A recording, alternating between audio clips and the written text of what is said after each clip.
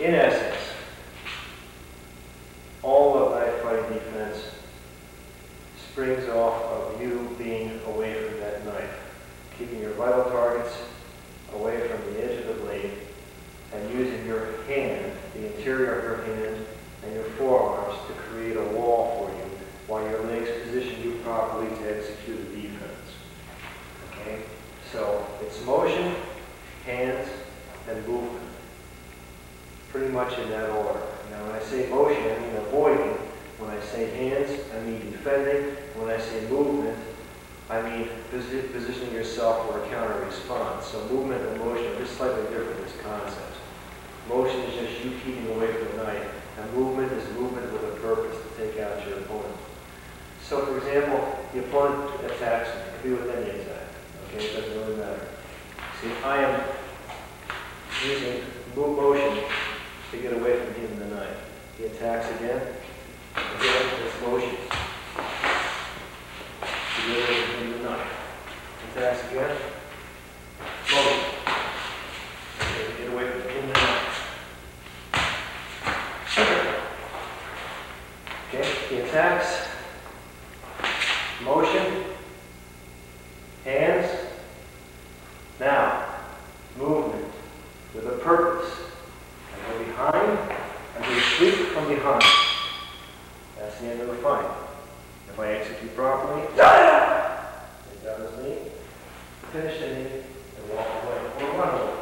There's no disgrace in running away from a knife fight alive. Alive means that you won. You don't have to destroy your opponent.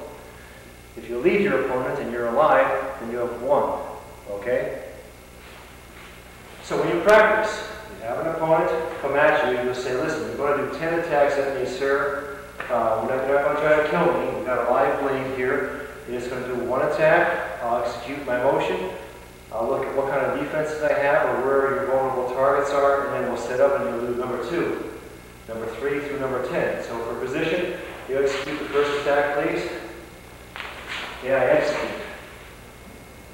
Okay, he can still follow up on me, so I want to get behind him. Hands, movement. Okay? Movement is with a purpose. Movement is always with a purpose. There's the finishing move. Now I'm actually putting pressure on 2 or 3 spots on the leg. I don't know if you can see it in the camera. He attacks. Motion. Hands. Movement. That's an attack to the head. That's to take him out. That's to finish the fight. Where's the knife at? It's on the opposite side. After I hit him, I move away. He's completely between the knife and myself. So you have to focus on that. That's the real essence of advanced knife fighting, is being able to do that instinctively. Okay? After you get motion working for you, you'll be able to stand in front of the opponent and they'll hardly ever be able to hit you. Okay, then, when you have the hands working with you, you've doubled your defense techniques because the motion will protect you 90% of the way. The hands bring it up another 9%, making you 99% protected, which is all that you're ever going to get. Okay, believe me, you'll be a master when you're 99% protected. Most people who are black belt level are seldom higher than 50% protected. A skilled knife fighter is one of the most formidable opponents that you'll ever face. Okay, so he attacks.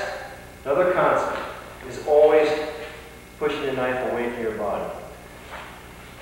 You want to be outside the knife. This is inside the knife here. And he attacks again. This is outside the knife. With advanced knife fighting, you want to be outside. Give you an opposite side view. He attacks. I'm inside the knife. Why am I inside the knife? Because if my block slips, or if he's a stronger man than me, he's got me.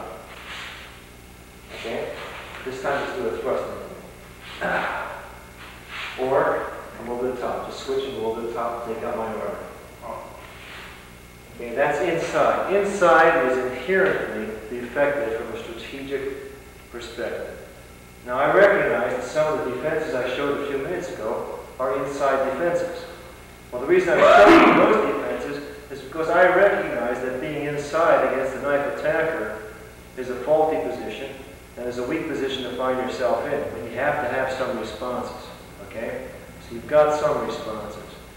But ideally, you want to be outside of his attack. So he comes in, however he comes in, you want to be outside. Here I'm outside. Once you're outside, you've got control over it. It's very hard for him to come back with strength with that knife. And if he does, come back with it. He's just going around it. You're controlling it. And the fight. So, when you teach yourself motion, hands, and movement, you want to reinforce that with being outside the attack. Okay? So, come out the overhead circle. Outside the attack is here. I'm outside the opponent. Come out the cross circle. In that direction, with the reverse left, I'm already outside the attack. Come at me with a thrust. Outside the attack. Now notice what I did there, interesting variation. I started out inside, then I moved outside. Okay? Now that's important to remember. If you find yourself inside the attack, it's not hopeless. You can go from inside as he executes a move on me and move to the outside just by careful movement. And you might want to practice that as part of your self-defense awareness. So if you want to practice switching from inside to outside, have your partner step back, come at you straight into the heart with a direct straight knife attack, lead him with two hands, swing him down and around. Okay, so you're going from inside to outside, inside to outside. Okay, now, one or two demonstrations of just how effective you can be from the outside. You're over here, sir. My opponent attacks. I go outside, take this pubic arch, drop my weight down, bring it down to his knife. Okay? Opposite side view. Right here, sir. Attack from that angle. He attacks. Outside, in, down. Okay? Another alternative. He attacks. Outside, I go behind him. I sit. And take. Nice there. You okay? Yeah. None of that's uphill. I'm sure it sounds good.